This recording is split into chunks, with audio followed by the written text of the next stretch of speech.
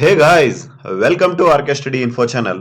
So UGCಯ ನಿಯಮದಂತೆ 65 ಇಯರ್ಗೆ ಆಯ್ತಾ, 65 ಇಯರ್ ಏಜ್ಗೆ ರಿಟೈರ್ಮೆಂಟ್ ಕೊಡಬೇಕು ಎನ್ನುವಂತಹ ಅಂದ್ರೆ ಯೂನಿವರ್ಸಿಟಿ ಪ್ರೊಫೆಸರ್ಸ್ಗಳಿಗೆ 65 ಇಯರ್ ಅಪ್ ಟು 65 ಇಯರ್ ವರೆಗೆ ರಿಟೈರ್ಮೆಂಟ್ ಏಜ್ ಅನ್ನ ಫಿಕ್ಸ್ ಮಾಡಿತ್ತು. ಆದರೆ ನಮ್ಮ ಕರ್ನಾಟಕ ಸರ್ಕಾರದಲ್ಲಿ ಅಥವಾ ವೇರಿಯಸ್ ಸ್ಟೇಟ್ಗಳಲ್ಲಿ ಅದನ್ನ 62ಗೆ ಫಿಕ್ಸ್ ಮಾಡಲಾಗಿದೆ.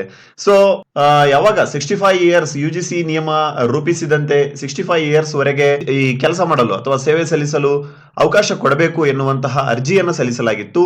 ಇದನ್ನ ಹೈಕೋರ್ಟ್ ಆಫ್ ಕರ್ನಾಟಕ ವಜಾಗೊಳಿಸಿದೆ. ಹಾಗಾದ್ರೆ ಹೈಕೋರ್ಟ್ UGC ರೂಲ್ಸ್ ಗಳ ಬಗ್ಗೆ ಏನೇನು ಹೇಳಿದೆ ಅನ್ನೋದನ್ನ ಈ ಒಂದು ವಿಡಿಯೋದಲ್ಲಿ ಡಿಸ್ಕಸ್ ಮಾಡೋಣ.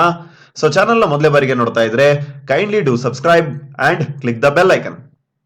ಓಕೆ ಮೈ ಡಿಯರ್ ಫ್ರೆಂಡ್ಸ್, ಏನಾಗಿತ್ತು ಅನ್ನೋದನ್ನ ಒಂದು ಬ್ರೀಫ್ ಆಗಿ ನೋಡೋದಾದ್ರೆ, ಯೂನಿವರ್ಸಿಟಿ ಗ್ರಾಂಟ್ ಕಮಿಷನ್ ಆಯ್ತಾ, ಯೂನಿವರ್ಸಿಟಿ ಗ್ರಾಂಟ್ ಕಮಿಷನ್ UGC ಏನಿದೆ ಅದು ಕರ್ನಾಟಕ ಅಥವಾ ಇಡೀ ಭಾರತದಾದ್ಯಂತ ಏನು ಯೂನಿವರ್ಸಿಟಿಗಳಿದಾವೆ ಇನ್ಕ್ಲೂಡಿಂಗ್ ಸೆಂಟ್ರಲ್ ಯೂನಿವರ್ಸಿಟಿಗಳು, ಸೊ ಅವಕ್ಕೆಲ್ಲ ರೂಲ್ಸ್ ಅಂಡ್ ರೆಗ್ಯುಲೇಷನ್ಸ್ ಗಳನ್ನ ಮಾಡ್ತಾ ಇರ್ತಾರೆ ರಿಗಾರ್ಡಿಂಗ್ ಸಿಲೆಬಸ್ ಆಗಿರ್ಬೋದು, ಟೀಚರ್ಸ್ ಆಗಿರ್ಬೋದು, ಪ್ರೊಫೆಸರ್ಸ್ ಆಗಿರ್ಬೋದು, ಯಾವುದೇ ರೀತಿಯ ಆಗು ಹೋಗುಗಳಿಗೆ UGC ಏನಾಗಿರುತ್ತೆ ಅದು ಜವಾಬ್ದಾರನಾಗಿರುತ್ತೆ.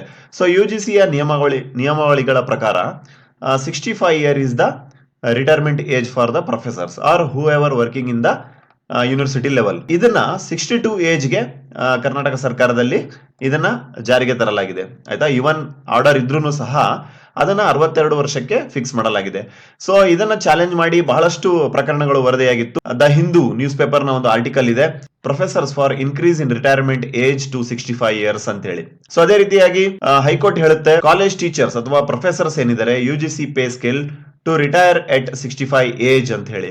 ಸೊ ಇತ್ತೀಚೆಗೆ ಹೆಚ್ಚಿನ ಒಂದು ನ್ಯೂಸ್ ನ ನೋಡೋದಾದ್ರೆ ಕರ್ನಾಟಕ ಹೈಕೋರ್ಟ್ ಏನ್ ಮಾಡಿದೆ, ಆಕ್ಚುಲಿ ಕೇಸ್ ನಡೆದಿದ್ದು ಯಾವ ತರ ಅನ್ನೋದನ್ನ ನೋಡೋದಾದ್ರೆ ನೋಡಿ, UGC ನಿಯಮಾವಳಿಯಂತೆ 65 ವರ್ಷದವರೆಗೆ ಸೇವೆಯಲ್ಲಿ ಮುಂದುವರಿಯಲು ಅವಕಾಶ ನೀಡುವಂತೆ ವಿವಿಗೆ ನಿರ್ದೇಶನ ನೀಡಲು ಧಾರವಾಡ ಕೃಷಿ ವಿಭಾಗದ ಮುಖ್ಯಸ್ಥರು ಆಗಿರುವಂತಹ ಏನು ಚಿದಾನಂದ್ ಅವರಿದ್ದಾರೆ, ಇವರು ಒಂದು ಅರ್ಜಿಯನ್ನ ಮೇಲ್ಮನವಿಯನ್ನ ಸಲ್ಲಿಸಿರ್ತಾರೆ.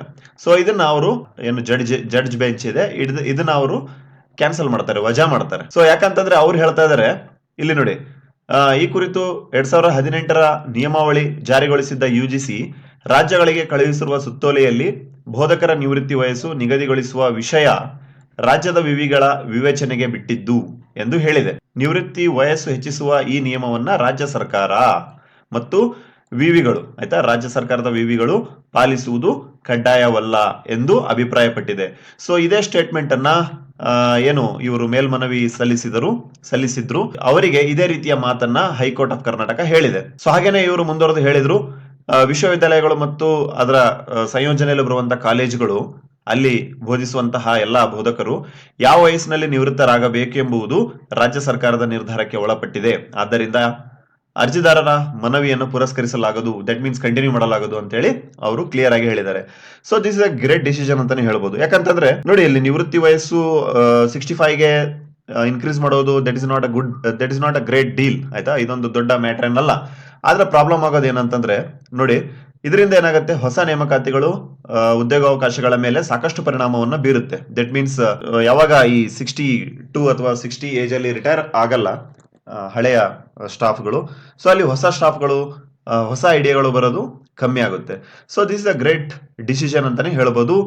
ಸೊ ಈ ರೀತಿ ಅನೇಕ ಅಪ್ಡೇಟ್ಗಳಿಗಾಗಿ ನಮ್ಮ ಚಾನಲ್ನ ಸಬ್ಸ್ಕ್ರೈಬ್ ಮಾಡಿ. Thank you for listening. God bless you all.